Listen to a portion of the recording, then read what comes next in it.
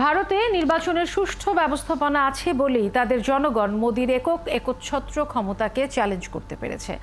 বাংলাদেশেও নির্বাচন ব্যবস্থার পরিবর্তন করা গেলে জনগণ ভোট দিয়ে পরিবর্তন আনবে বলে মন্তব্য করেছেন বিএনপি মহাসচিব মির্জা ফখরুল ইসলাম আলমগীর।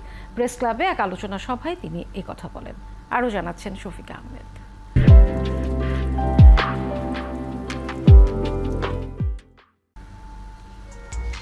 ভারতের লোকসভার নির্বাচনের শুরু থেকে ফলাফল ঘোষণা পর্যন্ত বিশ্লেষণ করে বিএনপির মহাসচিব বলছেন, ওই দেশে নির্বাচনী ব্যবস্থা এখনো ভেঙে পড়েনি। ভারতের নির্বাচন কমিশন ভোট ডাকাতি বা কারচুপির সাথে জড়িত নয়।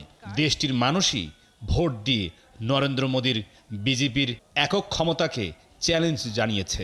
ভারতবর্ষে ভোটের অধিকার আছে বলে কিন্তু তারা অন্তত ওই যে মোদীর 3 বার একেবারে নিরঙ্কুশ সংখ্যা গরিষ্ঠতা পেয়ে ক্ষমতায় যাওয়ার যে ইচ্ছা বাসনা, সেটাকে কিন্তু তারা রোধ করে দিয়েছে। আজকে সব একক সংখ্যা গরিষ্ঠতা তারা পাচ্ছে না। প্রেস ক্লাবে ওলামা দলের এই আলোচনা সভায় কোন বিদেশি শক্তি দেশকে খ্রিস্টান রাষ্ট্র বানাতে চায় সেটি জাতির সামনে স্পষ্ট করতে প্রধানমন্ত্রীর প্রতি আহ্বান জানান বিএনপির মহাসচিব। প্রধানমন্ত্রী আরেকটা ভয়ঙ্কর কথা বলেছেন কয়েকদিন আগে।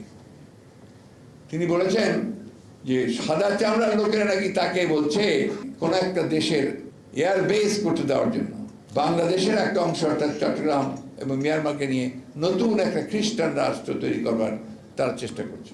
প্রধানমন্ত্রীর উচিত হবে এই মুহূর্তে জনগণের সঙ্গে তার প্রকৃত ব্যাখ্যা তুলে ধরা, কারা এটা চাইছে এবং কেন চাইছে, আর আপনারা কেন এটাকে এতদিন পরে প্রকাশ করছেন, এটা আমরা জানতে চাই।